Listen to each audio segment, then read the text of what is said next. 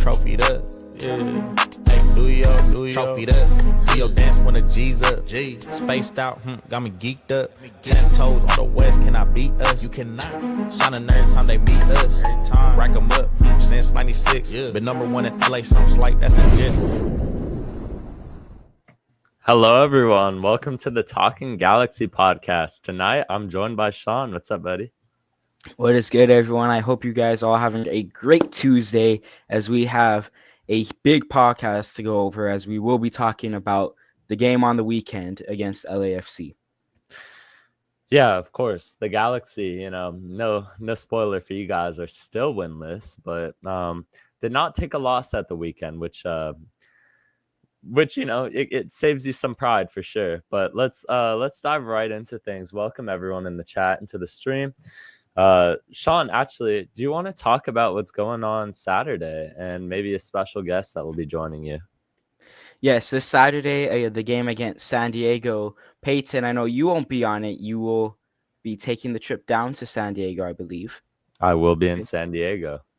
So I will be hosting the live watch along from 1:45 until shortly after the game is over. And as it stands, we will be having Worship LA Galaxy on as well. So look forward to that. Yeah, so we will have a special guest on the podcast. We'll have more information very soon. I already see him in the chat. He's always up here. Worship LA Galaxy.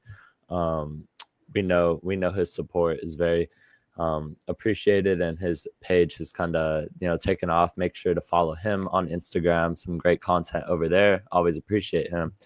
So yeah, we will have a live watch along. I will not be on it, but Sean and Brandon will. So let's get into things here. We got Mark Delgado. We got a quote before El Tráfico. You want to read this, Sean? Yes, Delgado said, "I have an emotional attachment with the club over there. I have duties over here, and I'm working on doing my part and finding success for this club." Yeah, so Mark Delgado was talking about playing in the El Tráfico. He also stated that it doesn't matter what colors he's winning or wearing. He wants to win either way, no matter who he's representing. These are big games. He understands the weight of these matches. But you could tell he still has a lot of emotional attachment to the LA Galaxy.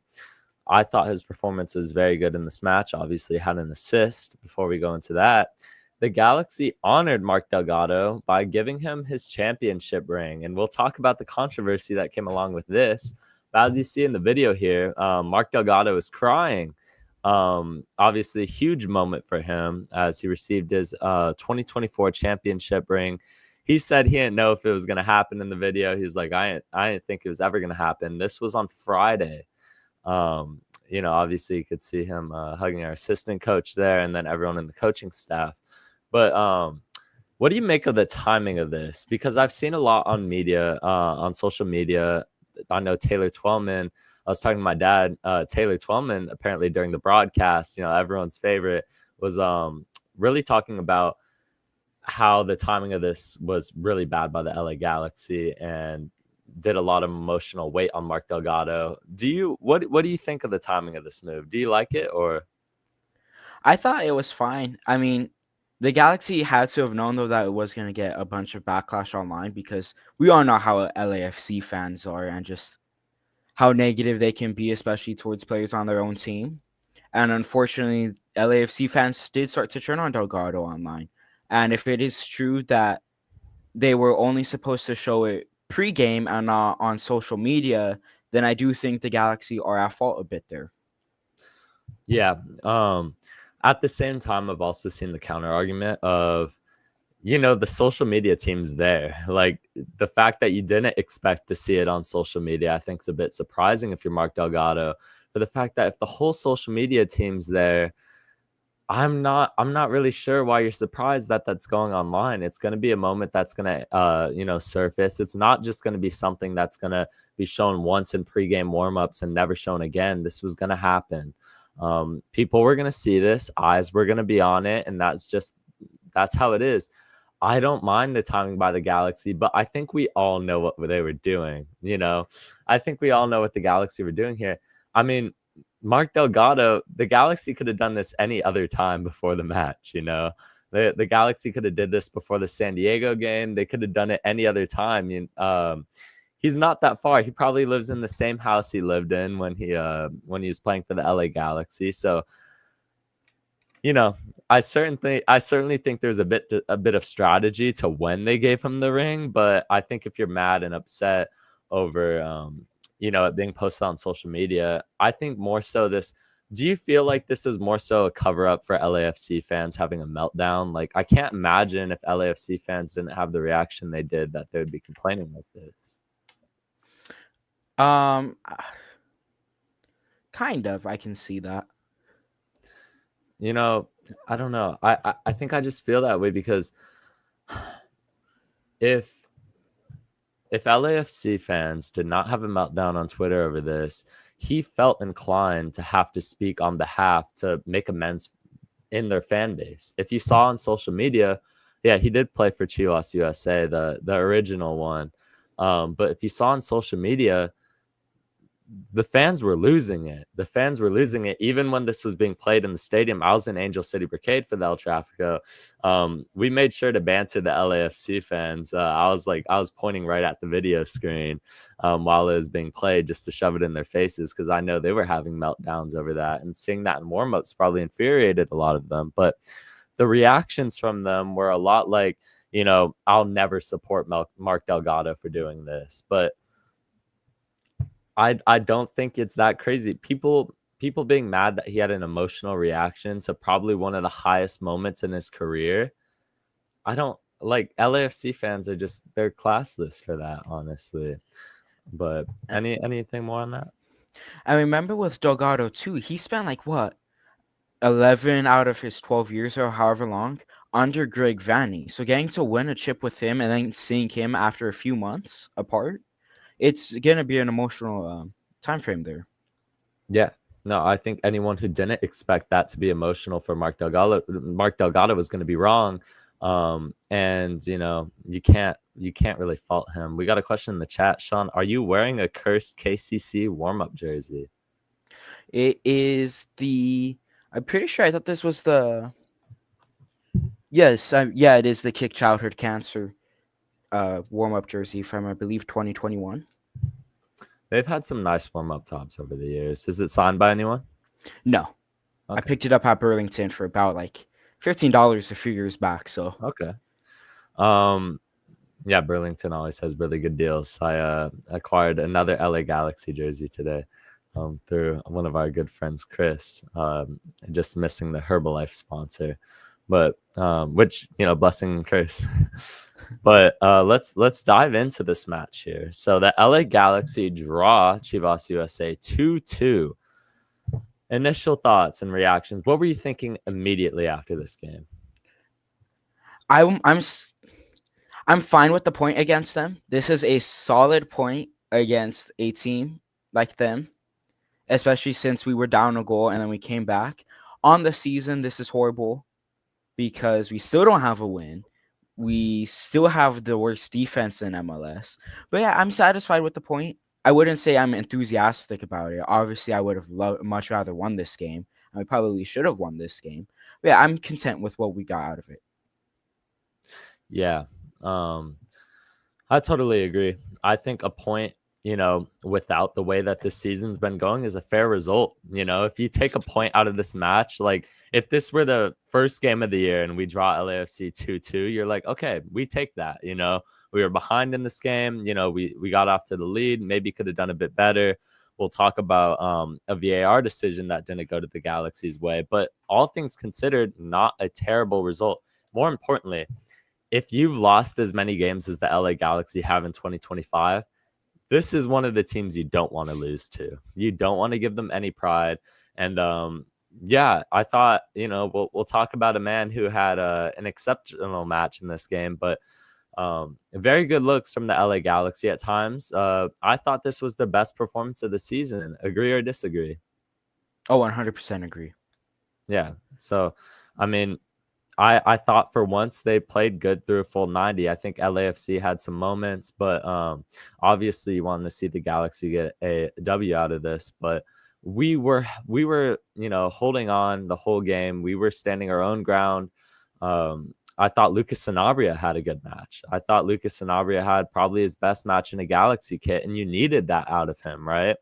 Do you feel like he's I think I talked to Ant about this after the game.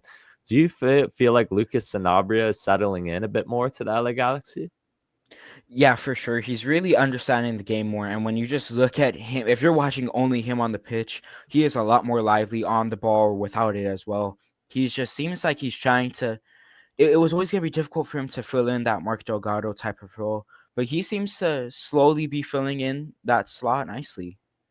Yeah, I feel like the issue was, I mean, you look at where Lucas Sanabria has played his entire career before the LA Galaxy, what position, his play style, it was a 6.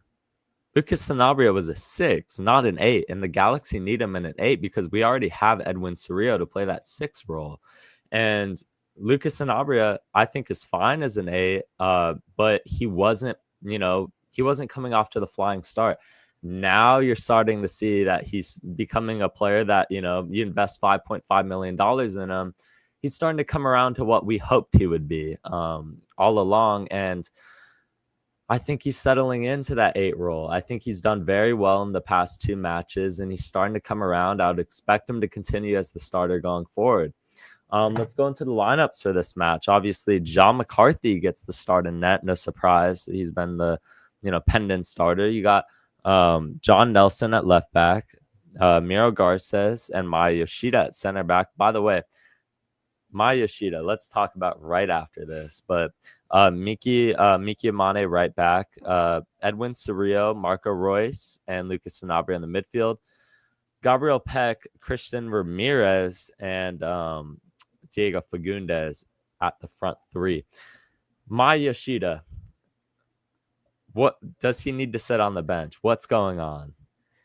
I don't even think bench is an option. Like, it's time to put those boots up on the rafters and hang up that number, because his downfall this season has been absolutely insane. This was one of the worst games I've seen from him in a Galaxy jersey, which is kind of crazy because a few games ago it was one of the worst games I've seen him in a Galaxy jersey. With the first goal for LAFC, just completely turned it over in the middle of the park where Mark Delgado picks it up. They go the other way. And then in the second half, just 5 minutes into it, him and Garces get split apart, and they took their chance off of that. Yeah, I think a decision that we could look back on and maybe say that was not the smartest by Will Kuntz was trading Jalen Neal to Montreal, but keeping Maya Yoshida when Jalen Neal was going to be more of a long-term asset than Maya Yoshida ever would be. And we expected Maya Yoshida to regress at a point, but I don't think any of us expected this hard. He's completely fallen off a cliff for the LA Galaxy, and everything that we had, all expectations we've had, have just been shattered. I mean, he was complaining going into the season about taking a pay cut, but I mean, you can't be complaining now. You're looking like you deserve to be a Ventura County player. He's completely taken a step back. I'm a bit surprised to see how quickly Maya Yoshida fell off a cliff, but look at our center back depth. We're in a real, crisis here. When you look towards the summer and you look at moves we can potentially make, I think center back needs to be one of those we address. Yeah, I can understand that, especially since if people think you need a midfielder, well, in the summertime, you're going to have your DP midfielder hopefully coming back. So if there's one position that the Galaxy need, yeah, I agree. It is that center back role. Yeah, I mean, I looked through the roster, and I think goalkeeper is an outlying issue. Even the advanced stats, look at John McCarthy's advanced stats. It's ridiculously bad. The only thing he's good at is saving penalties, and the advanced stats reflect that. Terrible shot stopper this year, and his only worst part is his distribution. So, but I think we look at goalkeeper in the winter. I think we stick it out with John McCarthy. Novak Mitrovic definitely on the chopping block, but I think John McCarthy is the starter for the rest of the season. You just don't really have much more options there. But center backs, it's becoming a real issue. I think Amiro Garces has found his footing as the season's gone along. I think Maya Yoshida is not, look at him last year. He was steady. You knew what you're going to get out of Maya Yoshida every match. I've thought about this a lot. Do you think there is a particular cancer in the LA Galaxy locker room? Because I think people have, maybe labeled Maya Yoshida as one of those potential, but I want to know, do you think there's a potential cancer in the LA Galaxy locker room? And then I'll tell you what I think. No, I don't think there's a cancer at all. We see that the guys seem to love each other and they love their manager too. It seems always like they were connected. I do feel like there's a bit of a disconnection sometimes on the pitch, but that's typically when Yoshida is the one who gets beat. Like we saw this against Philadelphia. It was Yoshida who got beat on their second goal, and he started complaining to McCarthy when it was Yoshida's fault for that goal to even go in there. Yeah, no, absolutely. Shout out Eli in the chat. He did call this 2-2 draw.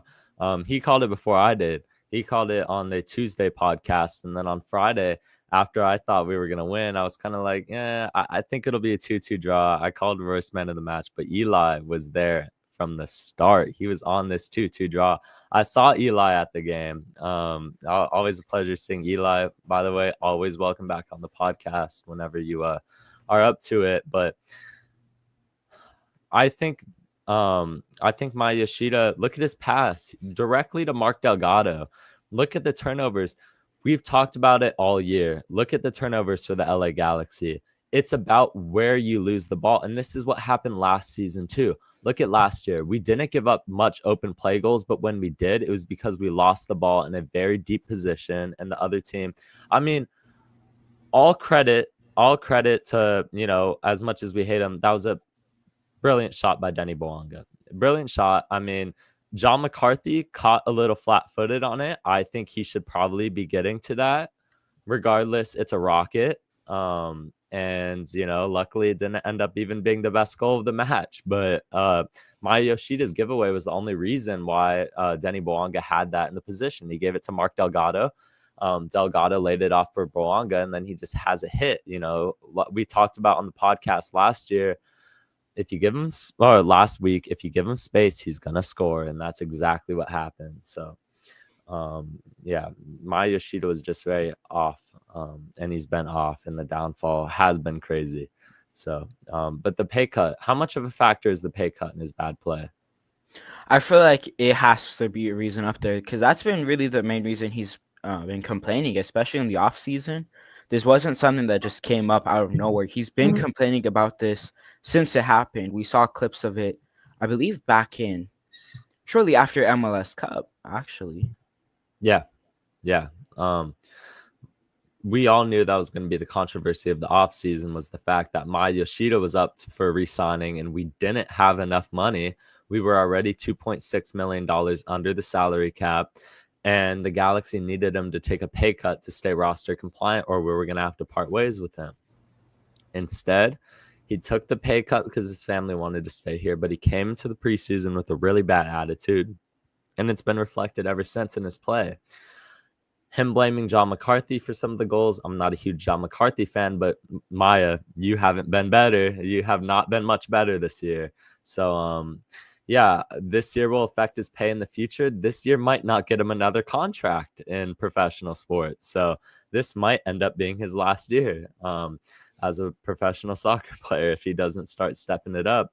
Unless, he's Saudi league bound. I'm not really sure where that ends up going. But the Galaxy went off to a 1-0 start. Gabriel Peck had, a run in behind. I thought he was torching the LAFC back line throughout the game. Probably his best match of the year. We look at Gabriel Peck. He's been really struggling in form as the seasons went along. He finally picked it up. It's been his best game of the year. He had a shot. It got deflected out by Hugo Lloris, and Marco Reus was in the perfect position to tap it in for the opening goal of the game. Just right time, right position. And then LAFC responded with the Denny Boanga goal off of the Maya Yoshida bad pass. And then we went into halftime 1-1. You're feeling okay. You're feeling decent. LAFC had some momentum going into halftime, but you were overall feeling all right. They come out at halftime with the same momentum, and Nate Ordaz gets a goal. I'm not sure why the back line broke down as badly as it did on that Nate Ordaz goal, but there was just so much space in behind, and they took advantage of it. And yeah, they were always going to bury that. And finally, let's bring up this. Marco Reus. This was from where I was in Angel City Brigade.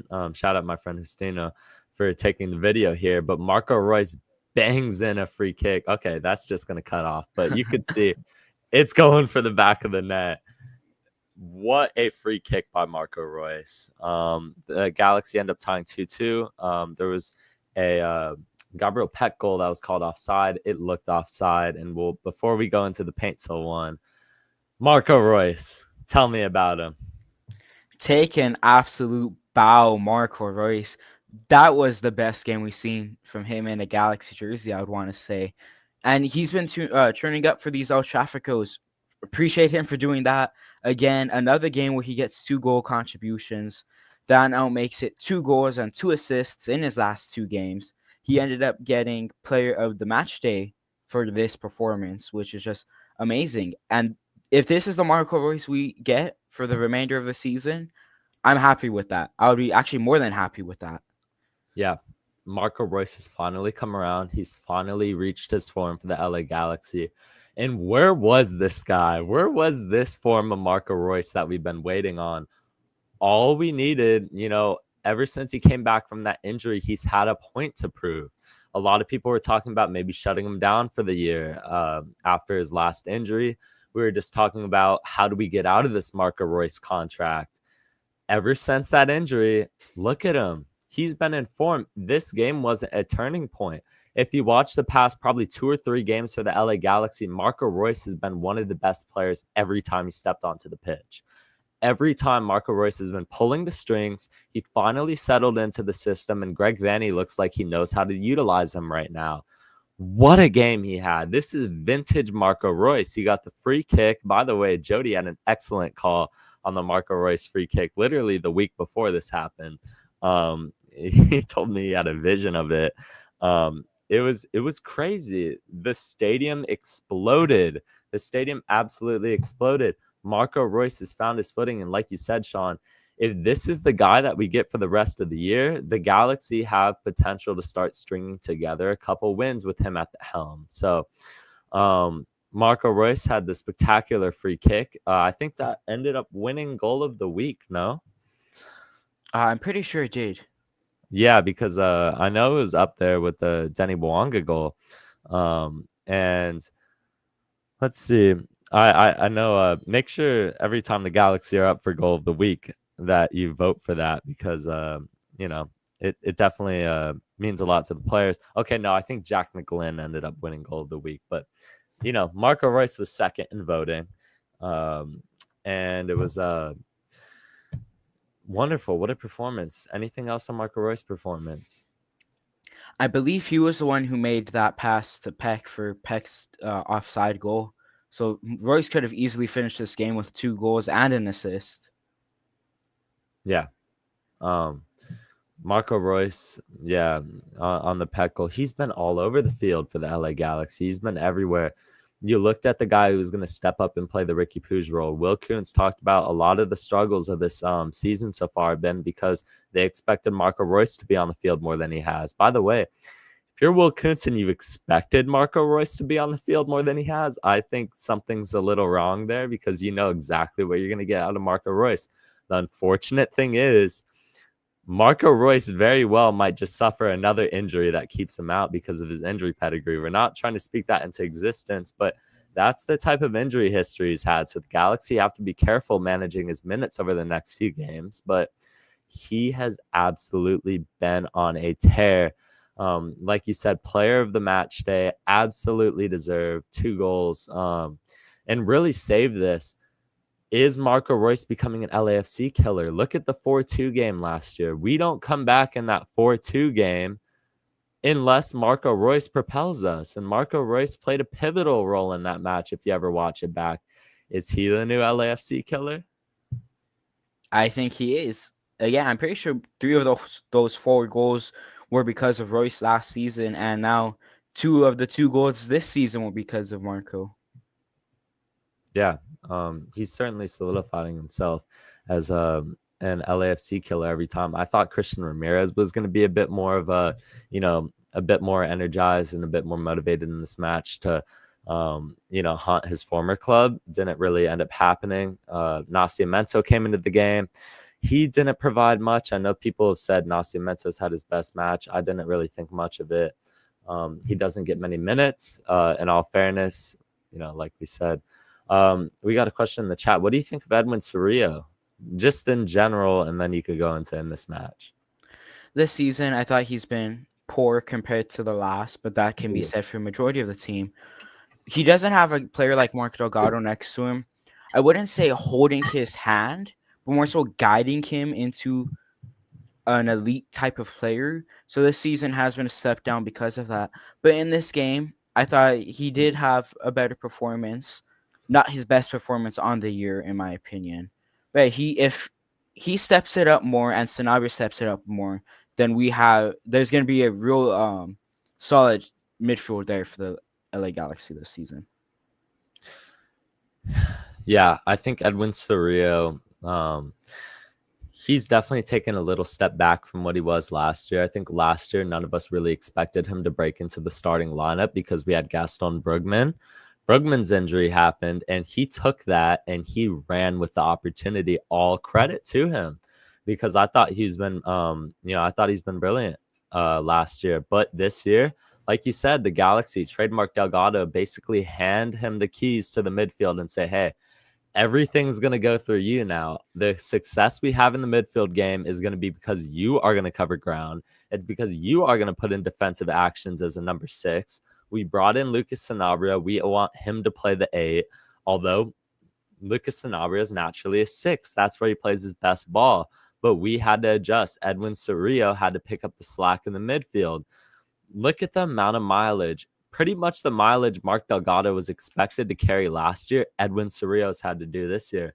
And he's definitely took a step up in terms of at least mileage he's had to cover. But in terms of actual play, I think he's regressed. I think this wasn't obviously his best match for the Galaxy. I think that we got outrun in midfield at times, which is why LAFC controlled the game, created a lot of chances. Is because we really lacked control. How many times did it feel like the Galaxy were just clearing the ball from LAFC? It felt like they were always on a power play, and we were just trying to clear it, deal with the threat for now, and face it later, but we just got to get it out instead of stringing together passes, instead of playing the actual best ball we play, which is when we're in possession and we're aggressive, and the Galaxy did not play it this match. And I think that's a critique that you could have of the midfield, is that I think we didn't control this match well, which was going to be one of the keys to actually winning it, and maybe the reason why we didn't get over the line here. We got a quote from Greg Vanny. You want to read this, Sean? Yes, Vanny said on the presser, "I'm tired of these calls going against us. I'm not asking for special treatment. I'm just asking for consistency in these situations." And of course, the call that he is talking about is not the offside goal, but what should have been a penalty. If you look here, Ryan Hollingshead clips behind. Let's look at this again here. Ryan Hollingshead drags his back leg and makes contact with Joseph Paintsil right there. He makes contact enough to take him down and enough for the Galaxy to stop all momentum that we had going in the attack. That's a penalty. What are your thoughts on this? Yeah, it's 100% a penalty, no matter which way you look at it, accidental or not. The fact that VAR doesn't look at that and instantly go send Fisher to the monitor to overturn that and give us a PK, it's ridiculous. However, I would like to say, if you're Painsil throughout, not in this tackle, but he kept on, I wouldn't say flopping, but he was just going down too easily during the rest of the game. And he kept on exaggerating most of the touches that were on him. So if you continue to do that, and it's like the boy who called Wolf, over time, VAR is not going to be looking at it if they see you just go down softly on every touch. I sympathize with Joseph Paintsil a lot because I think he gets beat up so much by the opposing teams. I think I think the opposing teams and clubs, what they do to Joseph Paintsil is they take him down for, you know, they just foul him. You know, we saw last year Ricky took a lot of fouls, a lot of hard hits to him. Joseph Paintsil really has. And the referees seem to have no interest in it. And he has every right in being as frustrated as he is because look at that. Look at that. That's a stonewall penalty. But look at the offside. What do you think about the offside call? It's a difficult one to be made. I was saying in section 107, so I was really close to that. I thought it was onside, and looking at some replays, I still believe it's onside. At first, when I saw them, I thought it was off, but over time, it's like no, that's an onside goal, and that goal should have stood. Yeah. I would have to see different angles of it. From the angle that I saw, I thought, initially in the stadium, I was like, yeah, that's a goal. But the more I look at it on the replay, I'm like, okay, yeah, I think he's probably offside. But is it clear and obvious enough to overturn it is the real question here. And by the way, let's look at this. Let's look at both of these. So the offside one and the one on Joseph Paintsil, if either of these were LAFC on the other end, it would absolutely go in their favor is the issue that I have. Taylor Twellman would be screaming and crying that it's not clear and obvious enough to overturn it. And the LA Galaxy would be on the receiving end. So I see what Greg Vanney means. I mean, Greg Vanney's absolutely right. There's no consistency. He's tired of these calls going against us, and we don't get them in return. Because look at last year. Look at the foul call Denny Bouanga had against the infamous one that he had last year at BMO. And then they don't call this one for Joseph Paintsil. There's no consistency. And yeah, I mean, Raul's right in the chat. The fact that you go to VAR for offsides to overturn it, but not the penalty, like really, I don't know. That doesn't make much sense to me. But yeah, any other thoughts on this? Yeah, with the offside goal too, if you have to be at the monitor for like over a minute and a half, then clearly it was not a clear and obvious error, and you need to let the on-field decision stand there. Yeah. No, that's absolutely a fair counterpoint. If you're gonna take as long as he did and say that it's clear and obvious enough to overturn it, that's contradictory in itself because it can't be clear and obvious enough to overturn it if you're taking this long to look at it. I mean, that's just very basic stuff. And I think Greg Vanney has every right to be frustrated. I think Joseph Paintsil has every right to be frustrated. And you've seen him get yellow cards because it boils over. It really does boil over because you keep not, if the referees let this happen to Joseph Paintsil, you're risking injury. Look at his injury history. Look at all the knocks he's had. And yeah, I really feel like Pro has to do so much better in these matches, and I'm sick of it going against us, especially against this team.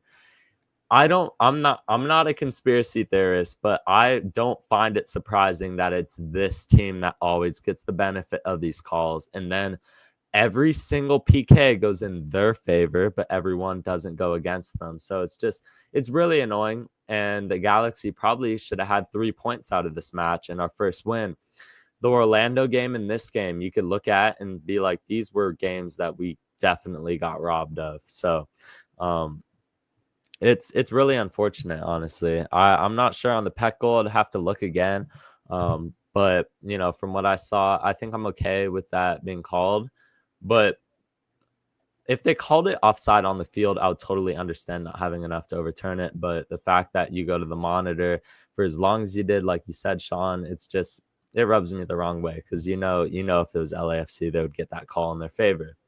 But let's now open up this segment for questions from the chat. It could be about this game. It could be about the San Diego game, or really anything in general. Address them to either Sean or myself or both of us, and we will answer them. So, yeah, I mean, it's just these calls, man. These calls are ridiculous. Did I fix my bike? I have my bike in the shop. So Carlos in the chat, I got a little story. I think you heard this, Sean. Is that I was at my university parking lot, and I had my e-bike, and this thing was dragging. This thing was mudded because the front, I don't remember what it's called. It's like the tire protector thing that like prevents like water from getting up. This is just totally off topic, but it broke, and my brakes weren't working properly, so I had to get this fixed. It was like, get that thing off the road, right? And I ran into Carlos. He came in. He was visiting in the area, and it was just a super small world situation, honestly. But yeah, shout out Carlos in the chat. Met him today, and lovely lad. So yeah, that was a fun story from today. Is that got Carlos met Carlos and I met up in the most random of places. So yeah, let's see. Will pro referees receive any type of discipline for these calls, Sean? No, they never will. They will make a statement about it. It will get backlash. They will turn comments off on the post, and then they will continue to make the same mistakes week in, week out for the rest of the season. Yeah, I mean, no, the referees never get punished, and they never will.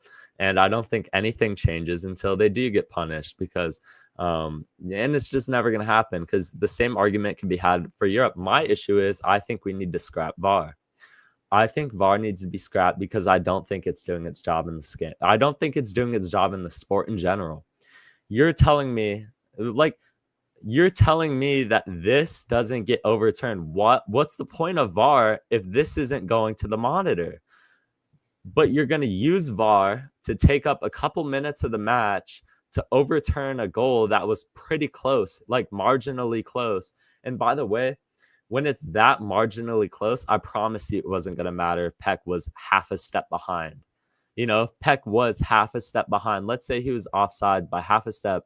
If he was half a step behind, he would still score that. And I know it's by the law of the game, but my opinion is, if the referee on the field is not doing his job and he doesn't see it and he doesn't see the call, there's no point for VAR in the game. And I have an even stronger gripe when it comes to Europe, because I think European VAR is even worse, honestly. The only good thing sometimes is the semi-automated offside system, and what I think should come to Major League Soccer, but I don't think will in the nearby future, is goal line technology. I think goal line technology is a necessity. The fact that the MLS doesn't have it yet, despite how much they make, is a bit of a disgrace. But do you think VAR should be scrapped as it is? I don't think it should be scrapped. I think it should be revamped heavily.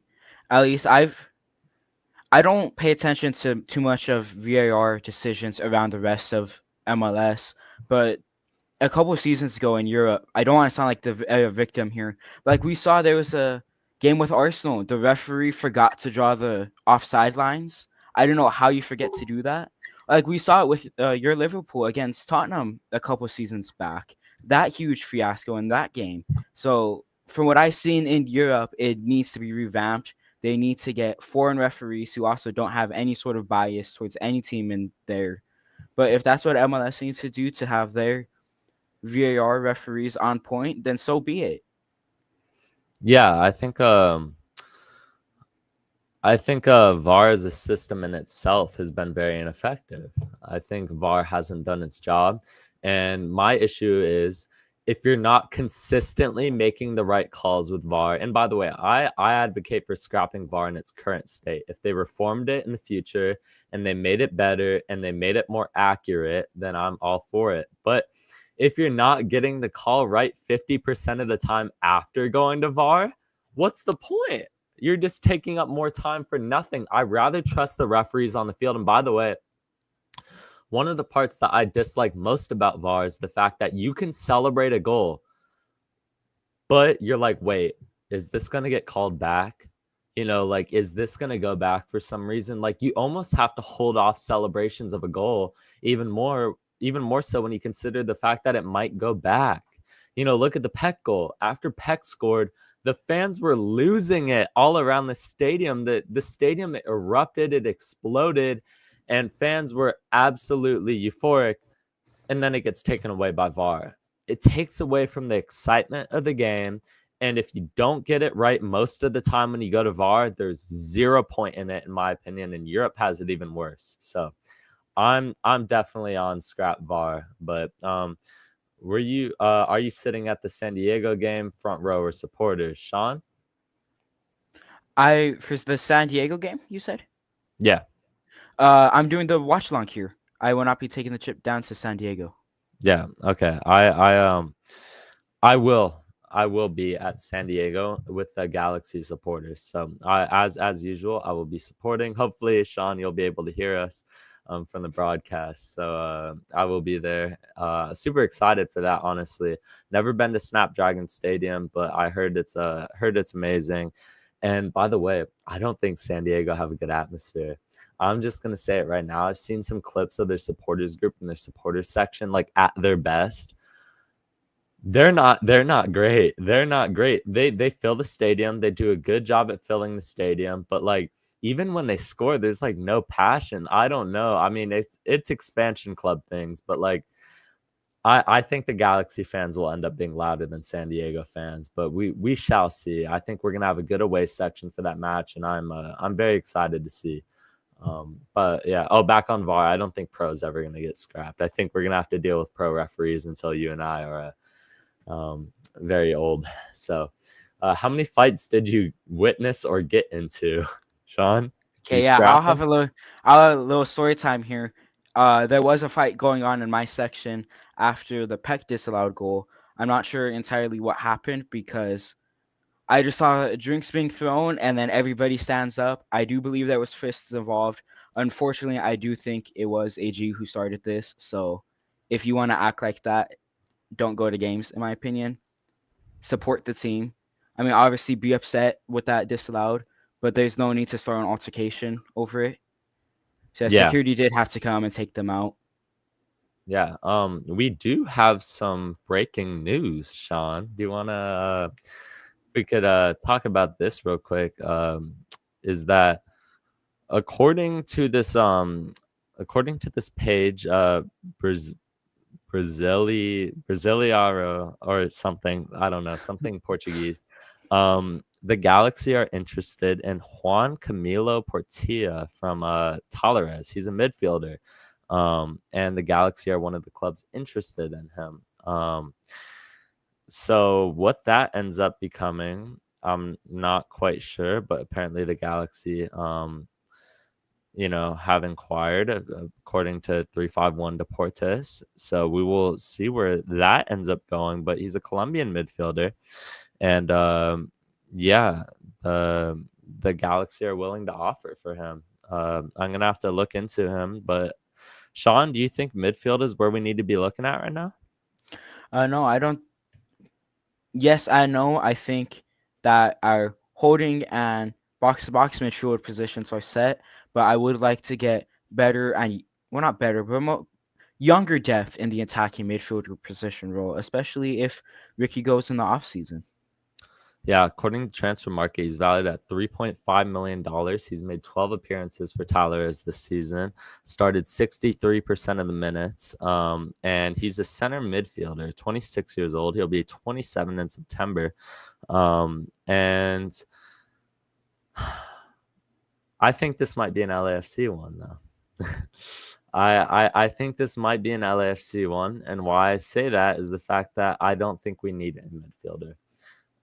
So I'm a bit hesitant to report on this or say anything on it because I don't see us adding another midfielder to this roster. I think Isaiah Parente has been a fine backup. We also have Tucker Lepley, so I don't see this one necessarily happening, but be a bit cautious. If there's a team looking for a midfielder, it's LAFC, not us. I think so, but that is apparently the rumor. So yeah. We shall see. Yeah, Tyrus. Okay, yeah, I am in Argentina. I support Velez Sarsfield. That is my team. Just wanted to shout that out real quick. Shout out Velez Sarsfield. Anyway, who would that guy replace, Sean? We got a question in the chat. Realistically, I'm not sure, but maybe like if you sell Fagundes in the summer, then you have max time slot right there. Yeah, I mean, we'll have to see where this rumor tracks to, but I do want to be very clear that this is probably, you know, an LAFC one, but regardless, the rumor says that it is the LA Galaxy interested. So I guess we're gonna have to take that for face value and see what happens. We all know that people in Europe do not know who that team is. So Sean, is Peck back to full form? I feel like he's getting really close to there. His full form is getting goals on the scoreboard.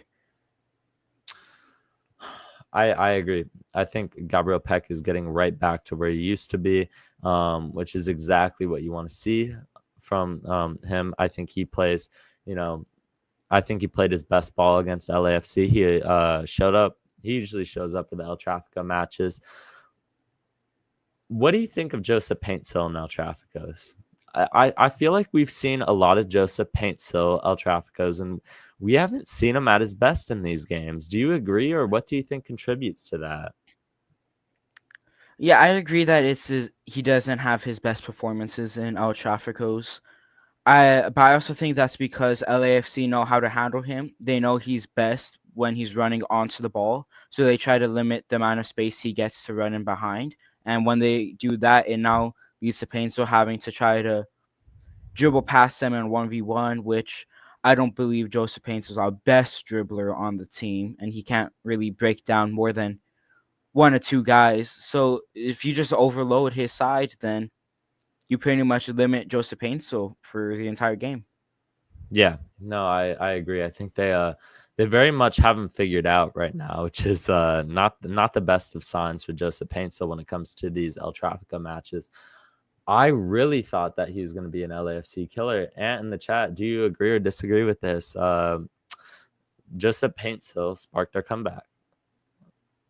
Yes, I feel like when he came in with the energy of wanting to come back.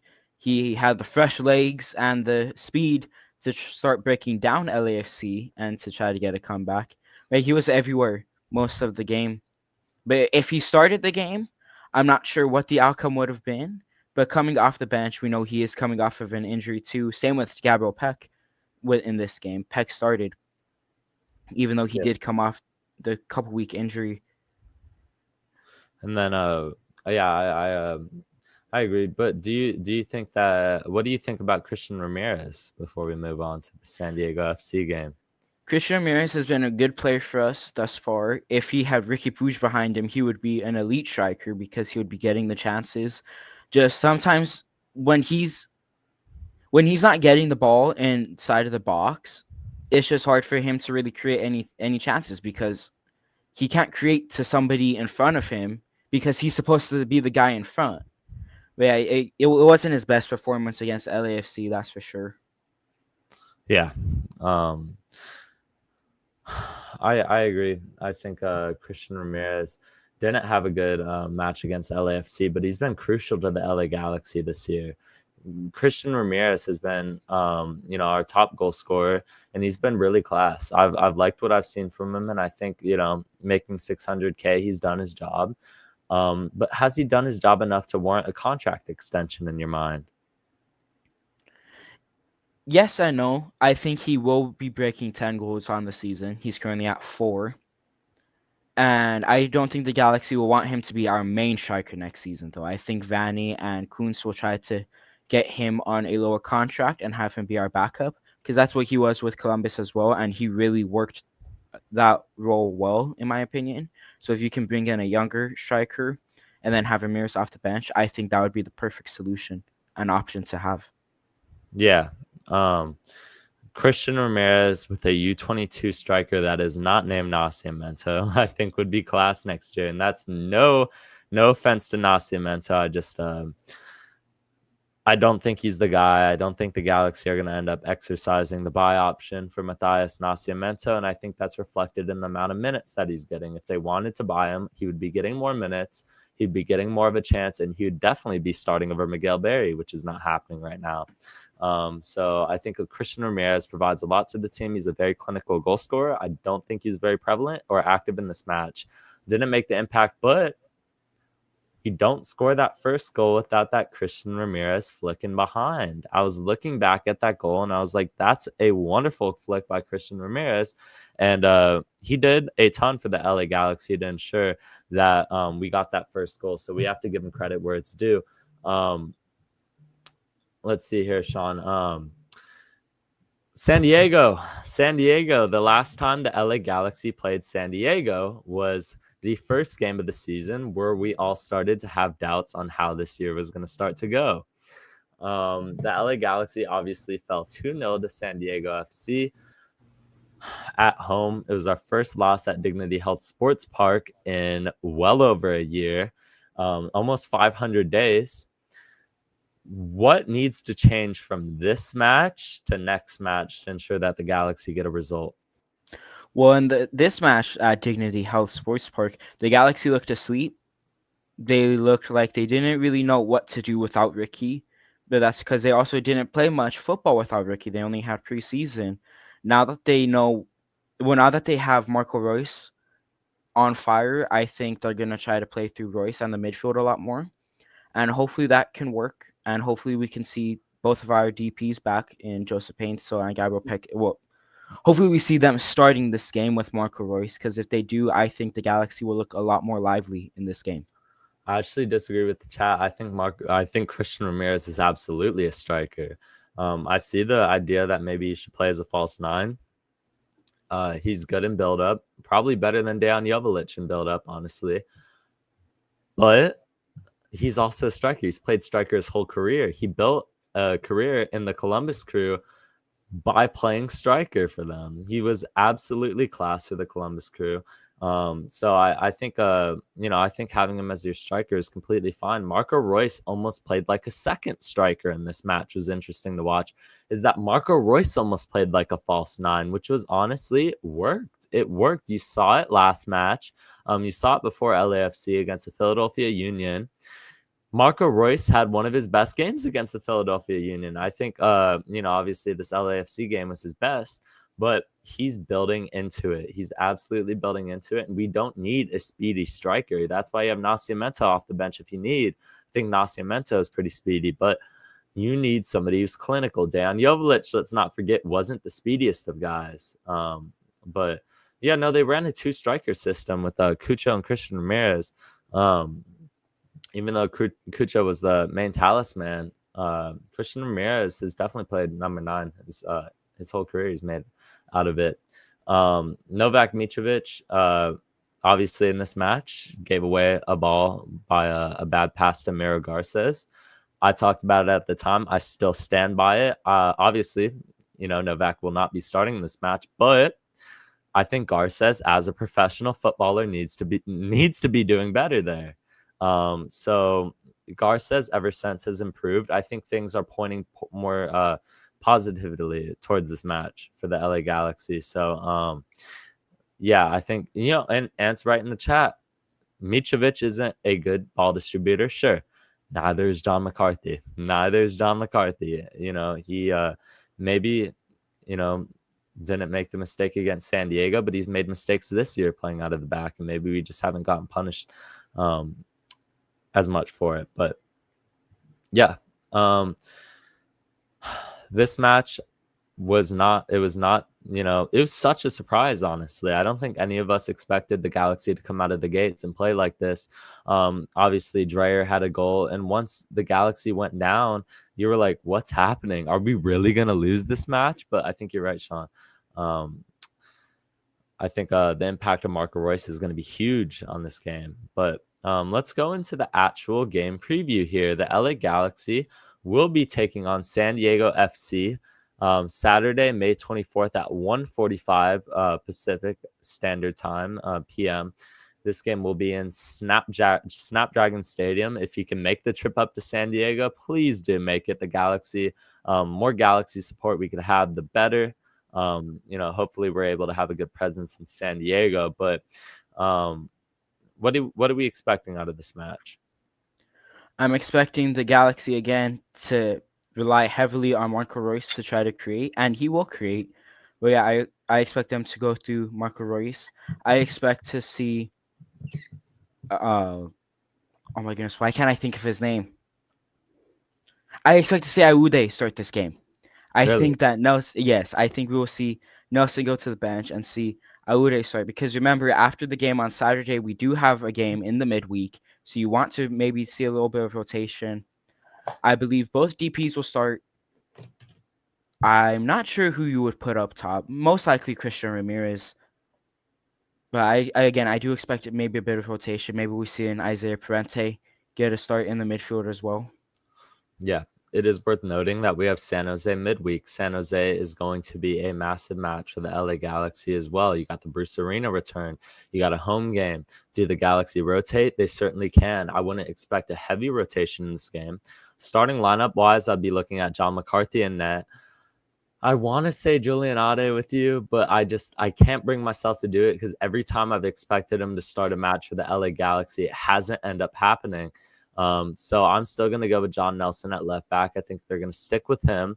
He played midweek at Philadelphia before the LAFC match. Maybe some of the minutes are going to catch up on these guys, but you have a full week's worth of rest to prepare for this match. So I think John Nelson will get the start. Maybe he rotates for the San Jose game. Maybe we want to go a bit more attacking for that match, but I think he starts this one. Additionally, I think Amiro Garces and Maya Yoshida at center back, pretty standard, although Maya Yoshida, obviously, like we talked about, hasn't been playing his best ball, but what's the alternative, Sean? What's the alternative? Like you're going to have Zavaleta or Zonka? I mean, to be fair, Zavaleta in the little bit we saw of him this season was solid, and I do believe Zavaleta is a better option than Zonka. Yeah, I mean, I actually agree with that. I know a lot of people love to hate on Eric Zavaleta, but I think he's been better than Zonka.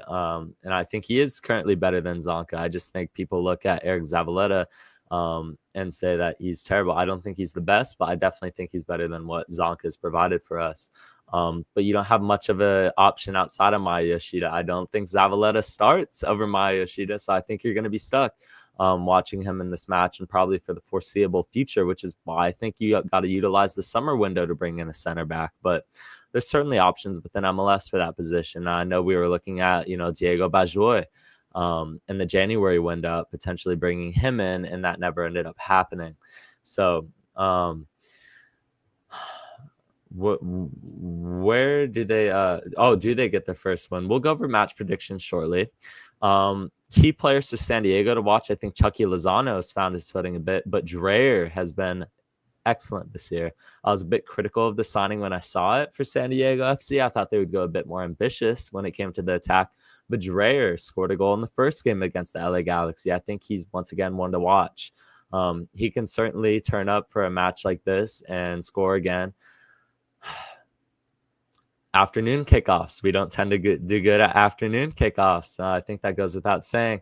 This is going to be, one of those individual time slots. It's not like this is going to be another 7:30 match. This is going to be its own individual afternoon game. So the Galaxy are going to have a lot of eyes on them. It's another rivalry game. Who is going to be the breakout player for the LA Galaxy in this match? Or not even breakout player. Who's going to be the standout player in this match? Who's one to watch? Although Royce is on fire. Actually, no, I would say Royce will be the man of the match for the Galaxy. Steps up again? Steps up again, yes. Okay. I think the man of the match for the LA Galaxy will be Gabriel Peck. I think Gabriel Peck is finally finding his form. And hey, if you want to go to Europe, the goal scoring is going to have to start coming. The goal contributions are going to have to start coming. So I think Gabriel Peck will be the man of the match for the LA Galaxy. I think he will, I think he'll be very effective in this game. He'll torch the San Diego back line. I think that first game against them and him not having a good performance was a bit of an outlier, although, he hasn't been great this year, but I don't think San Diego stops him twice. Great players don't get stopped twice against the same team. I don't believe so. Sean, okay, we got a off-topic question for you in the chat, Sean. How do you feel about the two worst non-relegated teams having a chance to win the trophy tomorrow while Arsenal stay trophyless? They didn't have a better season than us. You know why I say that? Because in 2020, we finished 8th with an FA Cup and was being told how we had a worse season than Man United, who finished second with no trophies. So I was supposed to say we had a better season. Okay.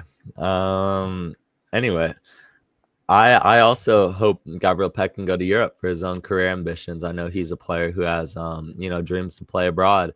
I almost feel like he's bought himself another year with his play so far this season, but he should have had a goal against LAFC. He was very effective in that match. I thought he did a very, very good job when he was working on Brian Hollingshead. He was cooking him throughout the course of that match. Unlucky not to come up with a goal. Peck to Liga MX? No. Peck is not going to Liga MX. That would be a very lateral move. I think it would look very bad for Major League Soccer to lose one of your best young talents to your rival league. I don't think it happens. I would put that at almost a 0% chance. Dejan Joveljic going to Liga MX almost surprised me a bit, but I don't think Gabriel Peck has any chance. That would be saying Ricky Puig goes to Liga MX. It's just not happening. So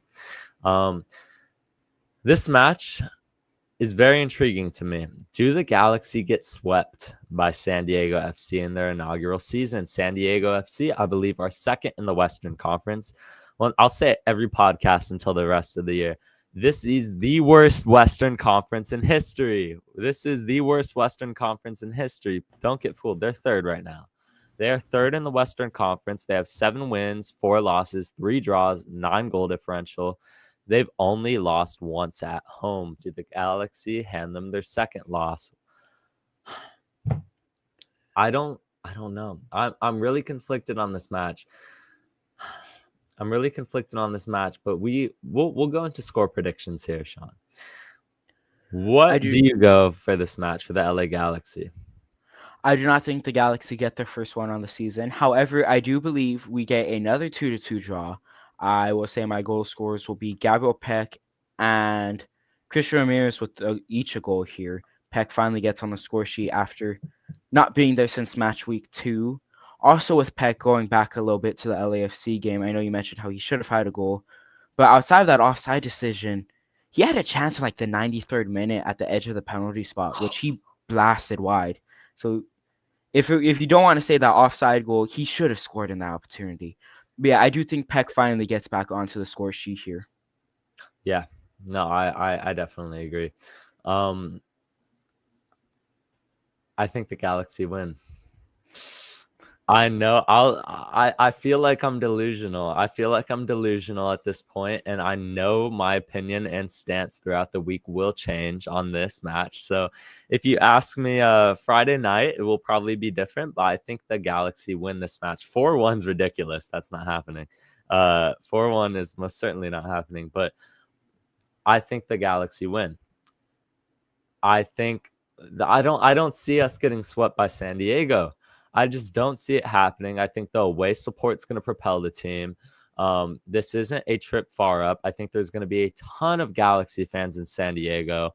This might feel more like a home game for the LA Galaxy than almost anything we'll get throughout the course of the year from a road perspective. So I think I think the Galaxy win. Call me delusional, Sean. Just say I'm delusional. The Galaxy win this match 3-2. Wow. I think this will be a high-scoring game. Do not bet on this match. Do not take that betting advice there. Gabriel Peck will have a hat trick. Gabriel Peck will have a hat trick for the LA Galaxy to lift us. I think Marco Reus will have 2 assists, and I think the other assist will come from Diego Fagundes. I think Diego Fagundes. Diego Fagundes will get the other assist.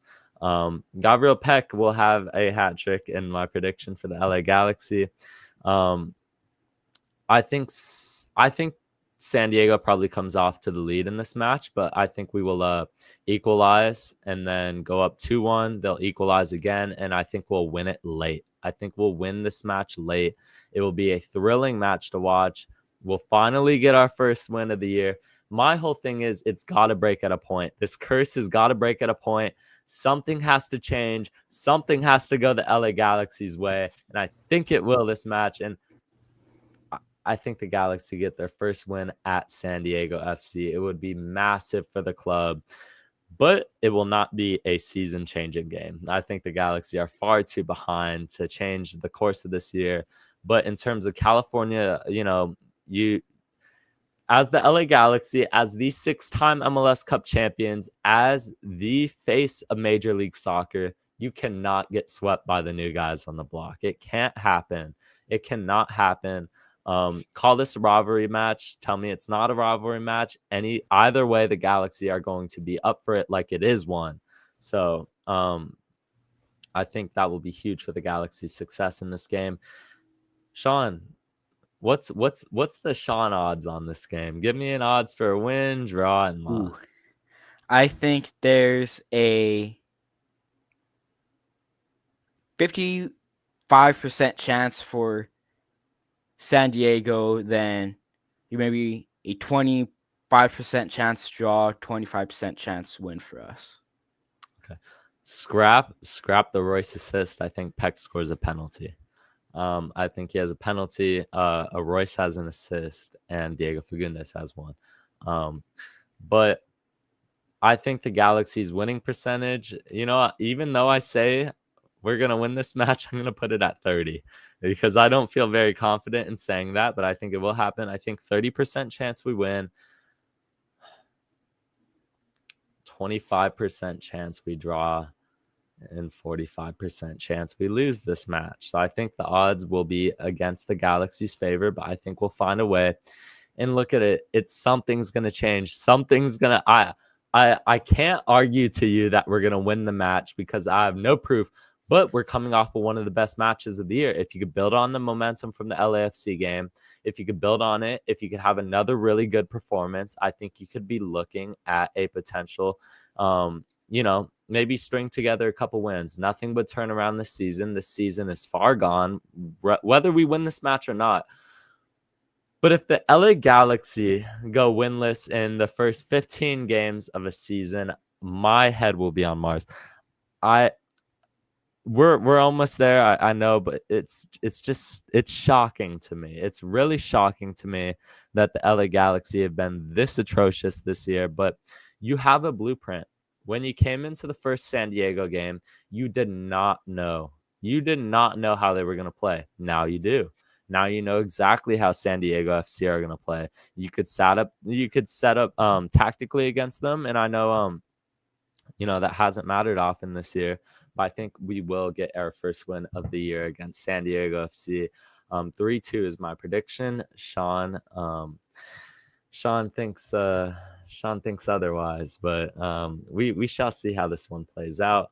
Who's making the road trip to San Diego? I will be there. Sean will be doing a live watch along. And by the way, when you're here right now, like, subscribe, and please turn on bell notifications so you do not miss a Talkin Galaxy podcast whenever we're live. Every Tuesday at 8, we will be there no matter what. And then Saturday, you'll start at 1:40, I'm assuming, Sean? Yes, around that time frame. Maybe a bit earlier, just because it is my first time hosting it. I just want to get on, make sure everything's running smoothly. Yeah. So if you're not going to be in San Diego, please tune into the watch along for this game. We'll open this segment up to questions from the chat on anything. It could be the San Diego match. It could be our upcoming games. Just anything you have. As we talked about before, Sean will be joined by a very special guest, Brandon, for the live watch along on Saturday. Tune into that one. Subscribe if you already haven't. But we got Prod 3-1 in favor of us. Royce and Peck goals. Okay. All right. Yeah, I think Marco Reus will have another really good game. I think he'll be very effective on the ball. I like what he does to control the tempo of the match in recent games for the LA Galaxy. So, and I think Gabriel Peck is starting to hit his stride. So, I'm not sure if San Diego FC fans exist online, honestly. They're not as loud and annoying as LAFC fans were, at least online. But maybe that's because, they're, little brother. But Brandon with a 2-2 draw or a 2-1 win. Sean, question for you, Sean. Do the Galaxy, if you say that we're not winning this match, Do we get any wins against California teams this year? We're beating San Jose. We will 100% beat San Jose. They are our little brothers. They always have been, always will be. We always beat San Jose. We just always beat them. You're not worried about the Bruce Arena effect? Nope. 4-1 Galaxy against San Jose. I'll go more into that on 4-1? Tuesday. 4-1 against San Jose. Oh, brother. Oh, I don't know about 4-1. I feel somewhat confident that we can get a result out of that match, but I'm not so sure about the Galaxy blowing them out. They don't have a great defense, but we'll go into the match preview next Tuesday. We're here every Tuesday at 8. But so yeah, I think this will be a very important game, very important period for the LA Galaxy. Do not want to go winless against California teams. That would be pretty embarrassing for the Galaxy to start their season. But against California teams, we're almost halfway through, Sean. Will the supporter groups be chanting about Bruce Arena's allegations in New England? Sean? I'm not sure any of the supporter groups will be. I think there will just be maybe a TIFO for that game with our MLS Cups, and that's it. I was so surprised Victoria Block did not have a TIFO against LAFC because I know they're going to have one when we play them. That's just that's really surprising to me. I know LA Riot Squad had they had a good one over there, so I appreciated that. Maybe that's why they didn't, but yeah, no, I think people respect Bruce Arena enough within the Galaxy community not to talk on any allegations that he had. But it is certainly interesting to see him on the San Jose sideline. Oh, we have a San Diego fan in the chat. Hello, little bro. Oh man, Azul Ikram. Wow, that's hilarious. Can y'all ask Chicho Ronga what allegations? I did not hear that. What's for dinner, Sean? Oh, I already had dinner. Just simple pasta, Spaghetti? Spaghetti, yes, sir. There you go. Good boy. I had nachos. I had nachos for dinner. It was pretty good. I'm probably gonna go right after this to eat some more. I've been indulging in some serious nacho eating today. Anyway, anything else in the chat? Anything else in the chat that you have directed to Sean or myself? We got some banter towards San Diego fans. Make sure you address questions in the chat to Sean or myself. Anything you have, like and subscribe, and if not, we will get out of here. But Sean? I wanted to touch back on something you earlier said in the podcast. I should have mentioned it then, but with us not having fast strikers, we've never really had a fast number 9 under Vanny. Let's just go through that. We've had Chicharito, Zubac, Dayan, Billy Sharp, Preston Judd, Ramirez, Barry, and really our only fast one has been Nascimento. Yeah. Nascimento's pretty speedy, pretty quick, but yeah, you're right. We've never really had. In fact, we hardly even had a backup striker last year that could make an impact off of the bench besides close out a game. Sean, best food at the stadium. Oh, it has to be Kathy's Cookies. It has to be. It has to be. I think the question was like legitimate food. Kathy's Cookies is legitimate food. If not, pupusas after. They do great. They do great over there. Bit expensive, but it all goes to a good cause. But yeah, the stadium prices. I got a story. So before the match, Will Kuntz was coming out as he does. Will Kuntz always comes out, claps for the supporters groups. Obviously, this was a big match, so he's going to be out there anyway. Father's Barbecue is another good shout in there. The hot dogs did get mid last year, but yeah, no, pupusas are super expensive. Anyway, Will Kuntz was coming out and he was clapping for the Galaxy supporters. And Jody and I saw him head for the LAFC fans. And we were like, we shouted, we're like, Will. And we're like waving him off. We're like, don't go over there. We're like, Will, don't do it. And he looked at us. He looked us dead in the eyes. And he was like, I'm not gonna do it. And then he went over there and he clapped for them. He clapped for the LAFC support. I'm not trying to get people to hate Wilkins. I swear I love Wilkins. He went over and as soon as he started clapping, we're like, no, we're like, stop it, Will. We're like, stop it, Will, stop this now. And Will looked back at Will looked back at us and he was like, what? He was like, what? And then we saw Tom Braun come by and we were and I shouted, I was like, lower the prices, Tom, because Atlanta United does it right. Atlanta United absolutely does it right with the prices, but yeah, I think I think that was just a fun little experience I had with Wilkins and Tom Braun there. It's always fun. I've never really had an actual interaction. I asked a question of Wilkins last year at one of the fan events. What was it about? I think I forget, because a lot of people are just like, is Lubba coming? Like, please stop, Okay, bro. man. Please stop, man. He's not coming, man. But I asked Lubba, or no, I asked Vince a question, something transfer related, but I think he just, the general manager things to take the high road on it when it comes to those questions. But Sean, is that you got anything else? No, I think that's all. We covered mostly everything we wanted to. All right. Sean, where can people find you? You can find me at Galaxy News 101 over on Instagram and on Twitter, as well as Arsenal FC News 101 on Instagram. As for myself, I'm LA Galaxy _Buzz on Instagram or John Pork LA Galaxy on TikTok. Please like and subscribe if you haven't. Turn on bell notifications. Everyone have a good night.